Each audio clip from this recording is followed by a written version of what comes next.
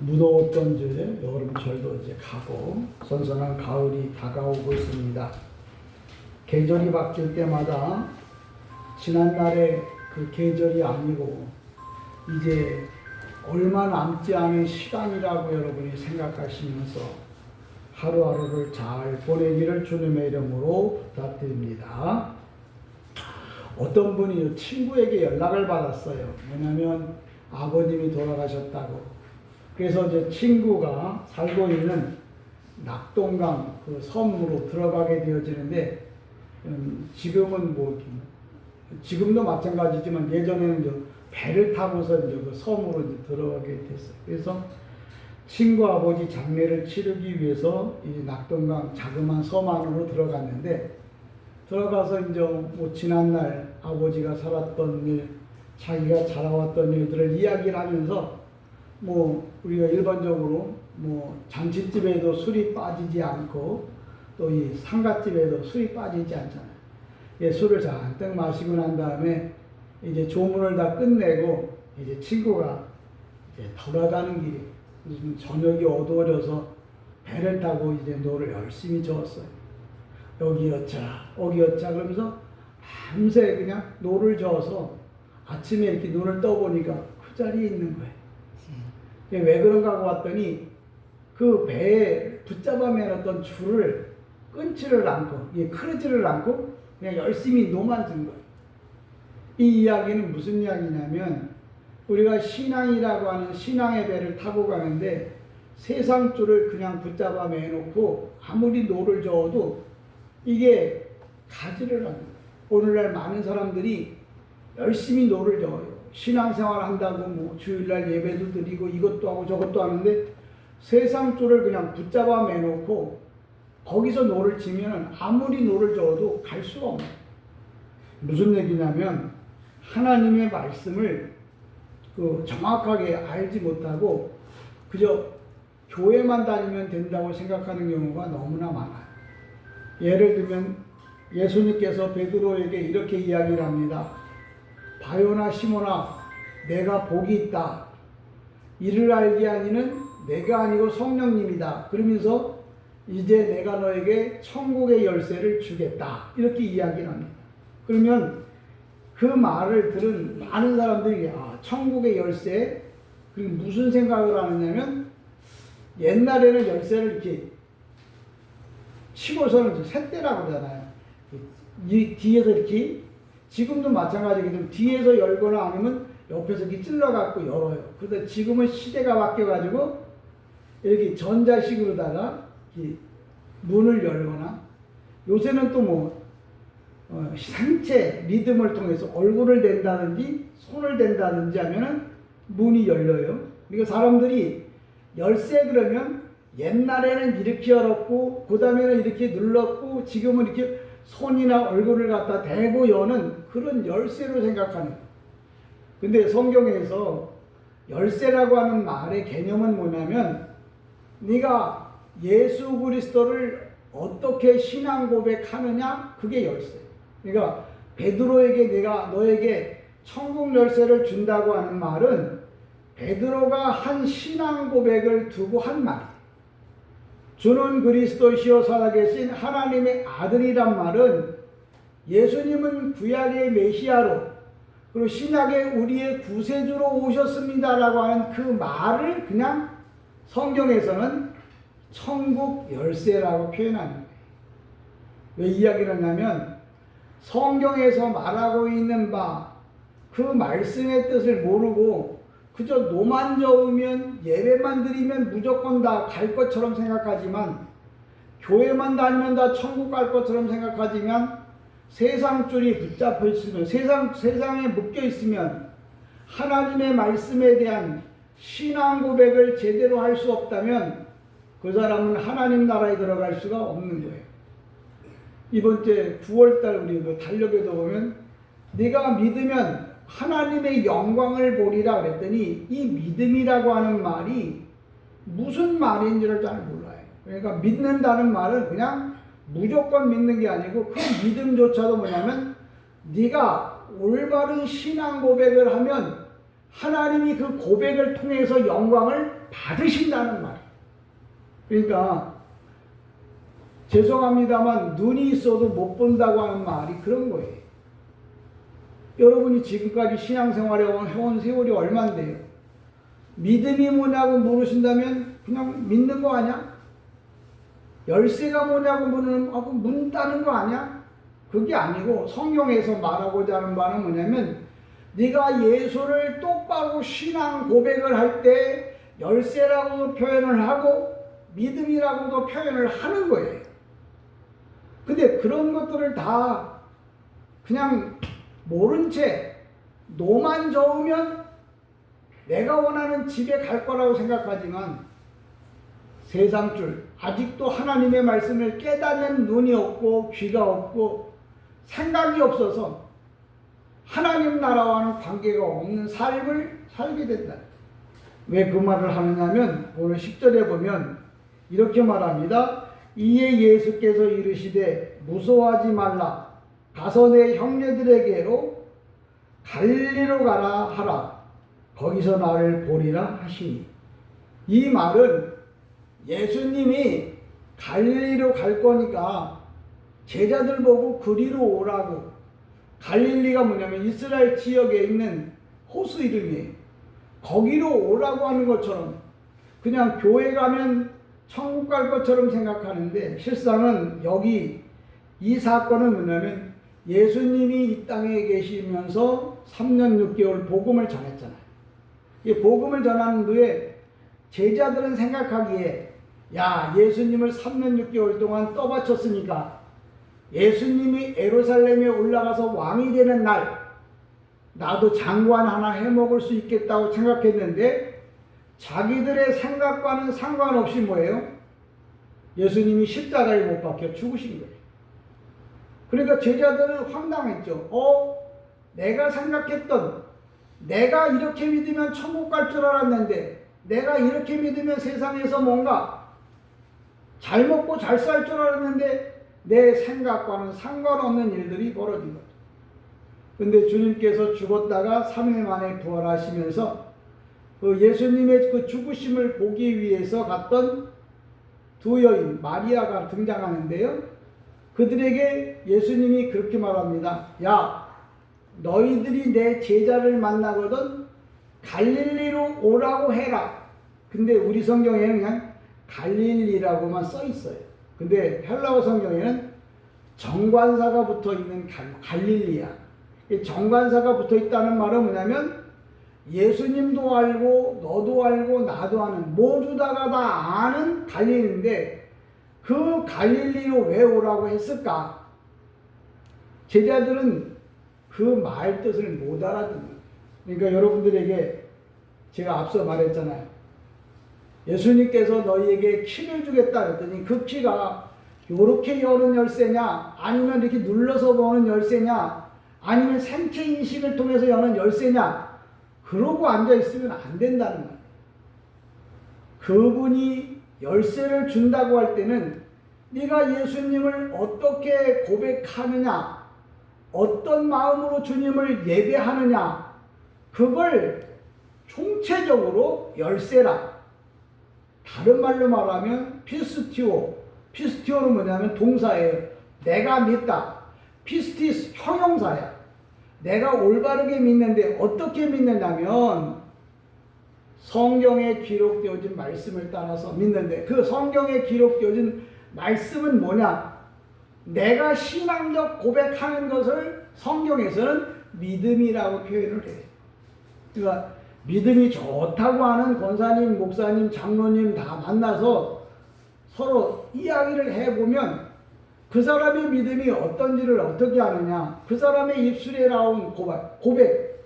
그러니까 고백이 뭐냐면 긍정적인 마인드가 아니고 정말 하나님을 믿는 믿음의 말을 하느냐.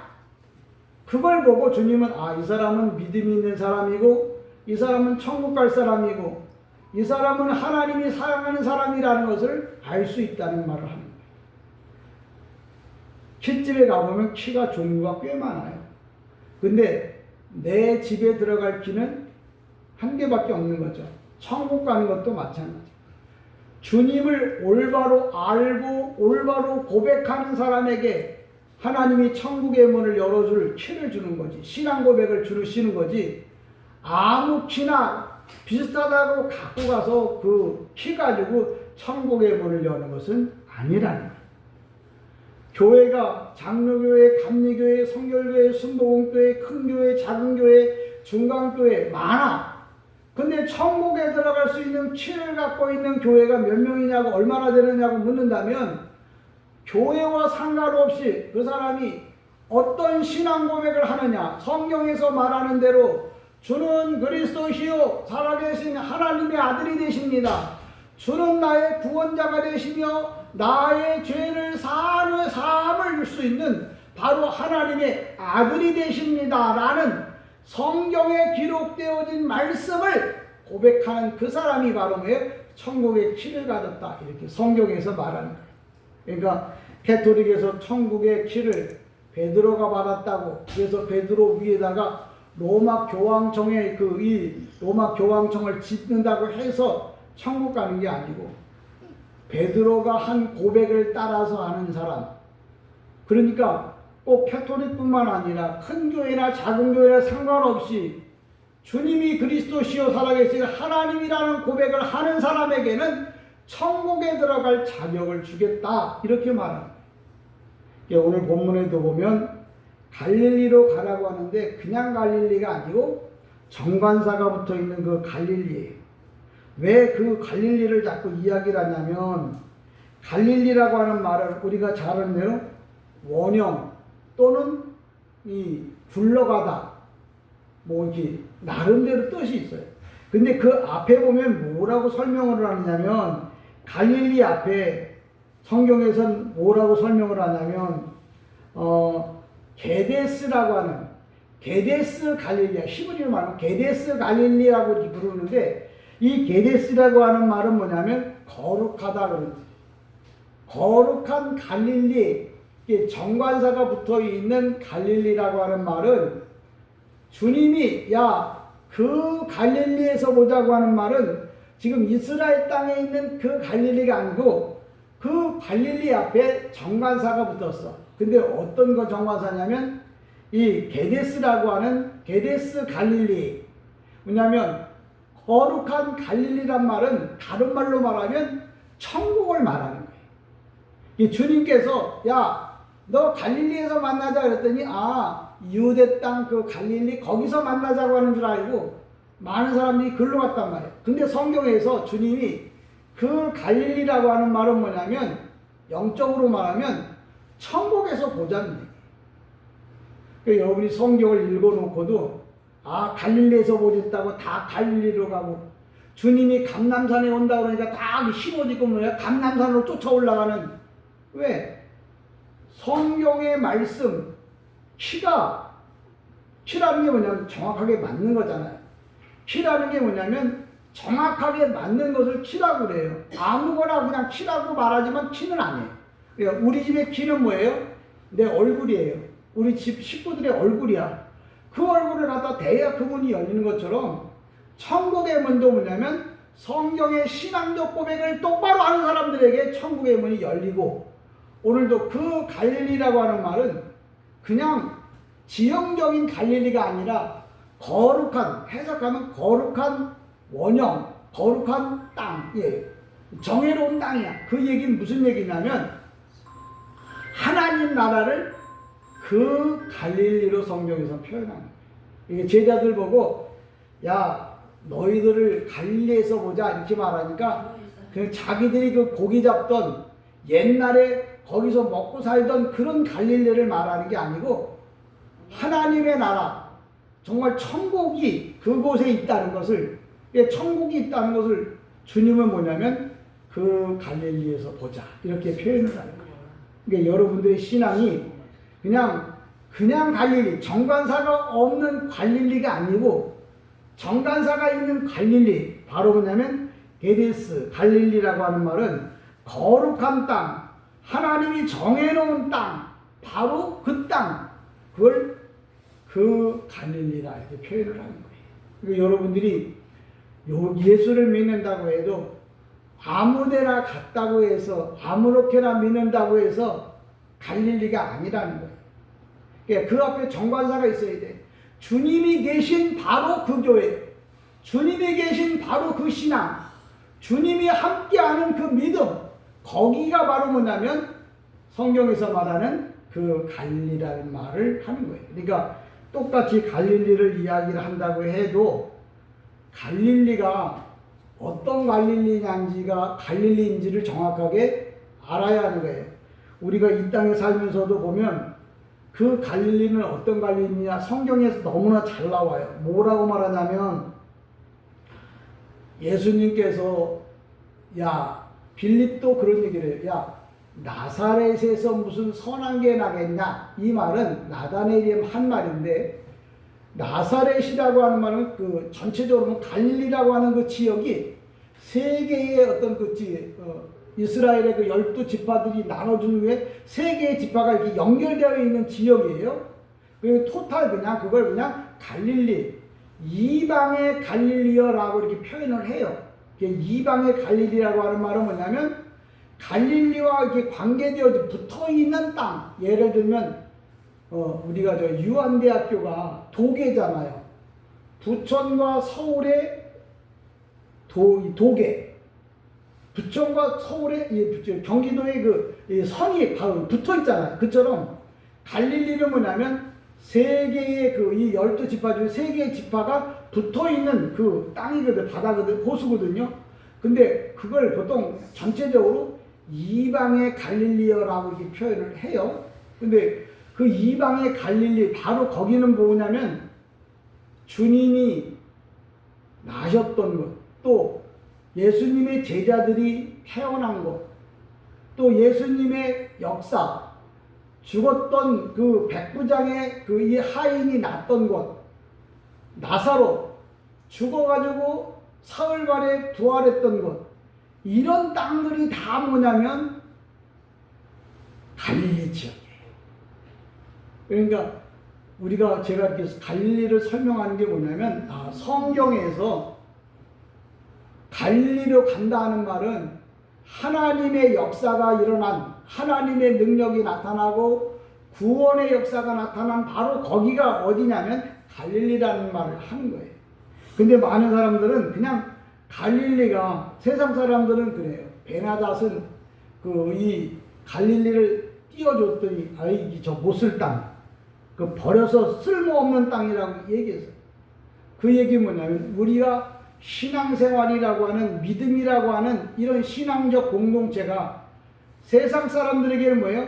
쓸모없는 땅이야. 불편하고 힘들고 어려운 땅인 거죠. 그런데 성경에서 말하는 갈릴리는 뭐냐면 게데스 갈릴리, 거룩한 땅, 하나님 나라를 말할 때 갈릴리라고 이렇게 설명을 해요. 그러니까 여러분들의 갈릴리는 세상에서 정해준 갈릴리냐, 아니면 하나님이 정해놓은 갈릴리냐 하는 거예요. 우리가 잘 아는 대로 이 갈릴리는 예수님의 12제자 중에 가롯 유다만 빼고 가롯 유다라고 하는 지방 유다는 갈릴리 사람이 아니에요. 그리고 나머지는 다 갈릴리 사람들이야. 갈릴리는 뭐예요? 선한 것이 날 수 없어. 이 선하다고 하는 말은 뭐냐면 예수 그리스도를 말하는 거거든. 그러니까 나다나엘이 그 나사렛에서 무슨 예수님이 나오시겠느냐, 그런데 그런 표현을 쓰려니까 민망한 거야. 그래서 그냥 성경에 쓸 때 나사렛에서 무슨 선한 것이 나오겠느냐 이렇게 썼는데, 그 선한 것은 바로 뭐냐면 예수 그리스도예요. 그러니까 예수 그리스도는 어디서 나오느냐면 갈릴리에서 나온다. 그러니까 세상 사람들이 무시하고 세상 사람들이 업신여기는 데지만 거기에 누가 있었냐면 예수님이 계셨다는 거예요. 그러니까 오늘도 성경에서 마태복음 28장 이 10절에 이 기록되어진 이 말씀은 어떤 의미를 갖고 있냐면 그냥 일반적인 어떤 갈릴리가 아니고 하나님 나라구나, 거기가. 왜냐하면 주님께서 이 땅에 오셔서 그곳에서 죄인 되어진 자, 버림받은 자, 누구 말 맞다나 무시당하고 있는 자들을 그들을 불러다가 하나님 나라로 들어가게 만든 바로 그 땅이 뭐냐면 갈릴리인데 그냥 갈릴리가 아니고 정관사가 붙어있는 거룩한 땅, 하나님이 인정하는 땅, 바로 뭐냐면 거기를 두고 말하는 게 아니고 내 심령을 두고 말하는 거야. 그러니까 그 갈릴리가 어디 있냐? 여기. 내 안에 예수가 계신다면 바로 여기가 뭐예요? 갈릴리예요. 그럼 이 안에서 어떤 일이 일어나야 갈릴리가 되느냐? 내가 예수가 그리스도라고 하는 신앙적 고백을 올바르게 하는 바로 그 고백이 있는 이 마음, 여러분의 삶, 거기가 바로 뭐냐면 성경에서 그 갈릴리라고 표현을 하는 거예요.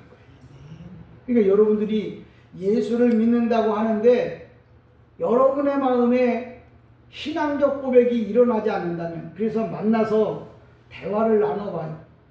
많은 세상 이야기를 하죠. 근데 그 가운데 정말 주가 그리스도시고 하나님이 우리의 주인이 되시고 창조주가 되시고 나의 모든 삶의 근원이 되신다는 신앙적 고백이 그 속에 있다면 저 사람은 하나님을 믿는 사람이에요.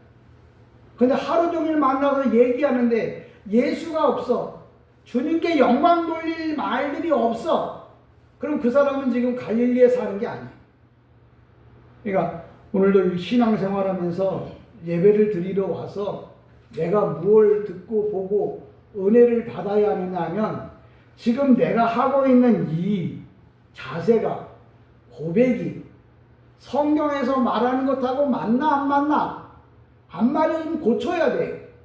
부족하면 채워야 돼. 예배라는 게 바로 그런 거예요. 세상 얘기를 많이 들어서 내 재밌는 유익한 지식을 얻어서 기쁨이 아니라 내 신앙적 고백을 하는데 부족함이 없도록. 우리가 성을 가보면, 성남서 살아서 남한산성을 좀 자주 갔어요. 근데 성벽을 쌓을 때 보면 돌로 쌓잖아요. 근데 튼튼하게 쌓으려고 큰 돌만 갖다가 성을 쌓으면 무너져요. 근데 그 튼튼한 큰 돌 사이에다가 조그만 돌을 끼워 넣어놔요. 그래야 그 성이 튼튼한 성이 돼요. 우리가 때로는 큰 말씀, 때로는 조그만 말씀, 어때는 어느 날은 큰 은혜를 받고 오늘은 조그만 은혜를 받았다 쳐도 그게 다 뭐예요? 맞춰져서 튼튼한 성이 되어지고 튼튼한 신앙의 고백을 할 수 있는 거예요. 그러니까 믿음이 뭐냐고. 그 믿음 그냥 목사님이 말하면 믿습니다고 하는 거 아니야. 그렇게도 설명할 수 있지만 한 단계 더 올라간다면 믿음은 뭐냐면 내가 주를 향한 올바른 신앙적 고백을 믿음이라고 말한다. 천국의 열쇠가 뭐냐고 묻는다면 쇠대냐 키보드냐 생체 인식이냐가 아니라 내가 하는 신앙적 고백을 작게 할 거냐 좀 더 크게 할 거냐 아니면 진짜 최신식으로 신앙 고백을 할 거냐. 그러니까 처음에는 열쇠를 갖고 써서 불편했어. 그 다음에 이게 누르는 게 나왔어. 그것도 불편해. 그래서 이번에는 생체 인식이라고 하는 걸 통해서 하잖아요. 여러분이 예배를 통해서 열쇠를 쓰다가 키보드를 쓰다가 그 다음에 생체 인식을 통해서 문을 여는 것처럼 신앙의 고백이 날마다 뭐예요? 깊어져야 되는데 얼마나 깊어져야 되느냐면 베드로가 한 것처럼 주는 그리스도시요 살아계신 하나님의 아들입니다. 이 말은 구약과 신약을 통틀어서 고백한 신앙 고백이에요. 그래서 베드로를 닮아가라고 하는 것은 우리 보고 신앙 고백을 하는데 그 옛날 그 믿습니다 그냥 겨우 천국 가는. 그래서 제가 또 설명하잖아요. 천국 가면 부끄러운 구원 받은 사람이 있다 그러는데 그 부끄러운 구원 받은 사람이 누구냐고 물어보면 글쎄요, 처음 예수 믿은 지 조금밖에 안 된 사람을 부끄러운 구원 받은 사람이라고 말하지 않나요? 그 말도 맞죠. 근데 부끄러운 구원이란 뭐냐면 내가 천국에 들어갔는데 예수님이 옆으로 지나가도 예수님이라고 부를 수 있는 마음이 없는 거야. 그럴 고백을 할 수가 없는 거야. 가서 예수님을 자랑하려고 해서 자랑할 게 없는 거야. 그런 사람은 뭐예요? 부끄러운 구원을 받은 사람이라고 말하잖아요. 그래서 여기 있는 이 목사는 여러분들이 그냥 아리까리해야 하는 부분들을 이게 정리를 해드려요. 부끄러운 구원이 뭐냐면 내가 주님 앞에 대하여 올바른 신앙적 고백을 할 수 없는, 세상 말은 남한테 떨어지지 않아, 뒤지지 않아. 그런데 뭐예요? 예수에 관한 이야기를 하려고 하면 유구무원이야. 입이 있는데도 말을 못해. 왜? 예수를 알아야 말할 거야. 당신이 사랑한다고? 그럼 그 사람이 어떤 사람이고, 뭘 좋아하고, 무엇을 원하고, 어떻게 하기를 바라고, 그런 것들을 아는 사람이 사랑하는 사람이잖아요. 사랑한다고 말하면서 할 줄도 모르면서 금이나 사다 주고 다이아몬드나 사다 준다고 해서 사랑하는 건 아니에요. 사람이 금이나 은 이것 갖고 사람이 행복을 느끼는 게 아니고 자기의 마음을 알아줄 때 가장 행복한 거예요. 예수님도 예수님이 행복해지고 예수님을 행복하게 하려고 하면 어떻게 해야 하느냐? 예수님이 기뻐하는 일을 하면은 뭐예요? 예수님이 행복한 거예요. 근데 이것도 저것도 모르고 그냥 내 방식대로 사랑하면 뭐예요? 나중에 가서는 우리 그동안 서로 애썼는데 우리 이혼합시다. 그래. 왜? 너하고 나하고 안 맞으니까. 서로 대화가 안 돼요. 이게 돈을 안 벌어가지고 것도 아니야. 잘못한 것도 아니야. 그런데 서로가 마음이 맞지를 않았어. 그런 것처럼 우리가 하나님 나라 갔는데도 주님이 뭐예요? 어떤 분이냐고 물어봐도 대답도 한마디 못한다면 그 사람은 부끄러운 구원을 받은 사람이다. 이야기를 하잖아요. 오늘도 본문에서 그 갈릴리로 가라고 그랬는데 그 갈릴리가 뭐냐?